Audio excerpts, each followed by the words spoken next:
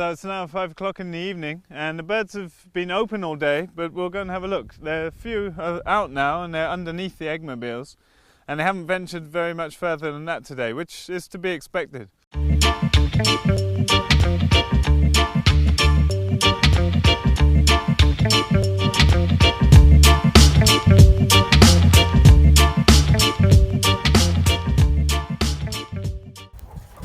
First bird was just coming out of this eggmobile. We put water and feed just outside where they can see it to encourage them to come out. But it takes some hours before they take the courage up to come out, and after a couple come out they start more and more coming out, but they usually just hide under the eggmobile. They don't like to venture out. There's 3 birds out of this pen after a few hours, and a lot standing at the door who are just a bit unsure of what this big wide open world is. So this is the new eggmobile, the lighter one, and the birds didn't come out of here for a couple of hours later than the other birds. They came out of this one quicker, and I actually was sat here watching them when they first came out, and it took about 8 minutes for one bird to come down the steps and visit the waterer and the feeders. We've just put some feeders outside with water to encourage them. You can see they're a little bit startled when anything new comes in. I'm actually going to take the drone out for the first time and fly it over them, and I imagine they will be spooked and get straight under the eggmobile. This is very normal behavior. I mean, I would expect the birds to behave like this for a couple more days, but they will probably more and more come out, but still spend a lot of time sheltering underneath the eggmobile. And it's going to be interesting to see if they naturally go in on their own. But Miso, our sheepdog, who's not actually much good as a sheepdog, she's scared of sheep, but she's pretty good at going underneath the eggmobile and rearing them round to the door, and she helped a lot last year with getting the hens back in at night, because the hens don't roost until the sun goes down, which is about 8:30 now, and in the middle of the summer it's not till 11 o'clock, and nobody really wants to be awake at that time to put the hens back in. We've got the fence right up to the lines of young chestnuts that we've planted here, and we're actually coming in here to put in strawberry every 30 centimetres along here this year. And we always graze right up to the edge of this sheeting. It's just tucked in. So when we planted the young chestnuts, we just came along with the Keyline plough and did a rip down the centre here. It's still very nice and soft in the middle of this. And we put down biochar that had been soaked in urine and some other rock dust and things, and left that in anticipation of coming along and putting in the strawberry this year. There's some curious birds coming to say hello now. Now these birds have never seen an electric fence before either, and so it'll take 1 or 2 of them to realise that it gives them a little shock. But it's nice to see their curiosity is peaking. Now chickens are covered in feathers obviously, so they don't get shocked unless they're touching the area around the beak and sometimes their feet. But you'll notice when they do get a shock, they get pretty startled. Beautiful birds. Chickens are some of the closest relatives of dinosaurs, and you really get to see that when you spend a lot of time with chickens. They're almost like velociraptors with their gaze. Or how I imagine velociraptors would be anyway. But it's a nice sight to see. I wouldn't have been surprised if most of them had stayed in all day actually. But there's definitely a couple of hundred birds underneath the eggmobile. And they started using their roosts last night, and so I think they will naturally take to that. So we're at the top of Topfield, and the birds will be starting to move down in a staggered way.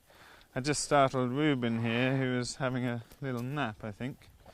But I think the pigs are quite curious of the chickens. They're sitting up here today along the edge of the fence line, checking them out. Hi, Mama. Hey, Mama.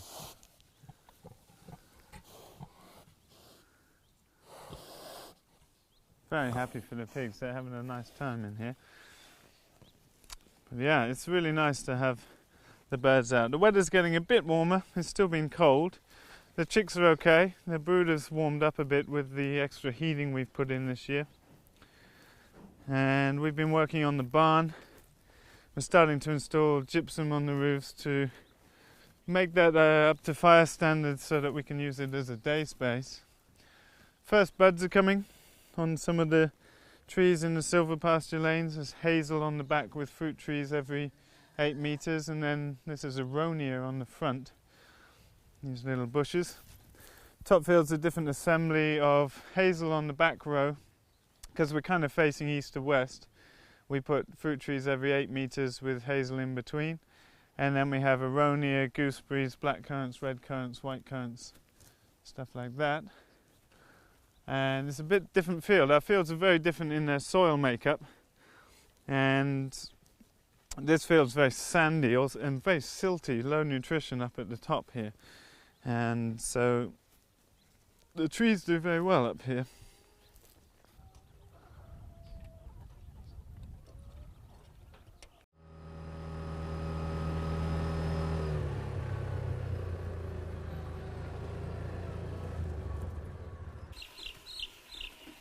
Chicks doing well. We've had the gas heater on as well as another heater to keep the temperature up, and they seem to be doing fine. The girls are changing water and feeding right now. We change the water really regularly. Like, the quality of water is highly related to how well the birds do and the mortality rate. Like, young birds need exceptional quality water. The water we have out of our well here is, well, in Sweden we have some of the best water in the world, so it's never an issue. But it's really critical to clean the water out. You see that they're raised up on their little wooden plinths there just to keep sawdust out. People use nipple water systems, and they're definitely better if you can get them to work. We haven't been using them because we've had pressure issues with them, and we like simple, robust solutions that you can just visually check really quickly. And they started to eat a lot now. We've gone on to the restricted feed program. What's the restricted feed program at now? 23 grams per bird per day. 23 grams per bird per day. So it's about 5 times a day. We have a little feed sheet made up with some anticipated mortality on the vertical columns to allow us to quickly work out how many grams to feed each pen. There's 250 birds in each. And just to give you an example, on day 5 they're having 23 grams a day. At day 10, that's nearly doubled to 43 grams a day. And at the age, 3 weeks old, they will be having 100 grams each a day. These birds have very high feed conversion ratios, up to 3.5 to 1. In the industry, they'll get that even to 1.82 to 1 in some places in the world. Obviously, those birds are not out on pasture and burning off energy, and so the feed ratio is a lot higher. But it's a very efficient for a chicken. Now, things like geese and other pasture-raised animals would be far more efficient, but it's pretty impressive in its own right. A lot of work to care for these birds in the very early stages when they're most fragile, and we visit them at least 5 times a day at this point. That will go down to 3 servings of food a day, as well as their daily moves on pasture, and then moving twice a day as the birds get older.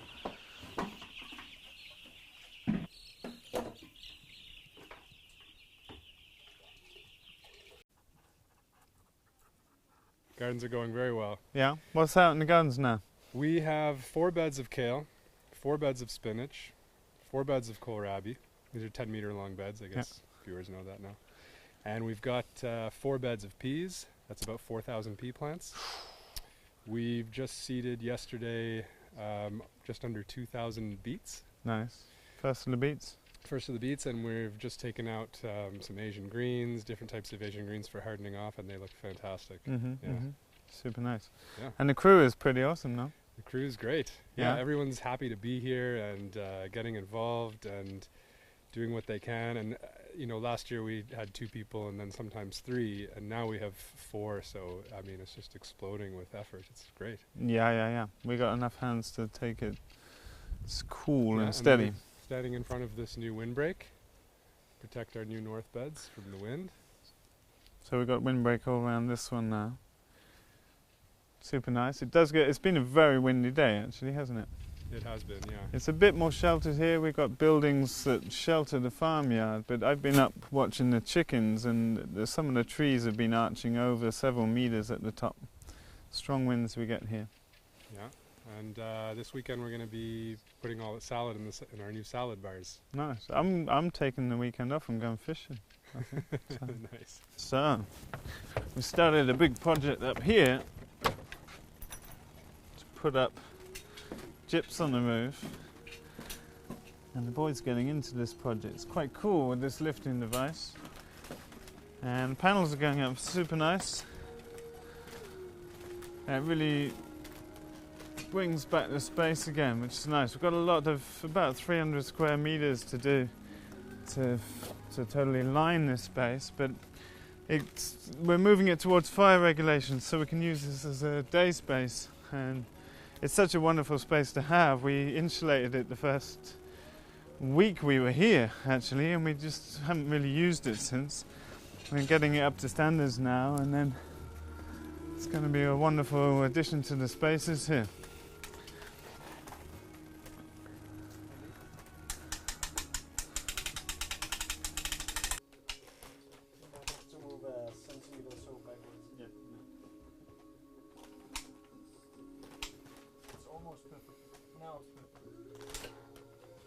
But start from this side, that you have a lot of less distance. That's it for today. Quick update. We're having a weekend downtime, get to know the crew more. Thanks for watching our videos. Click subscribe if you want to keep up to date with the farm, and share the videos with your friends if you think they'll enjoy them. Find out more in our book, Making Small Farms Work.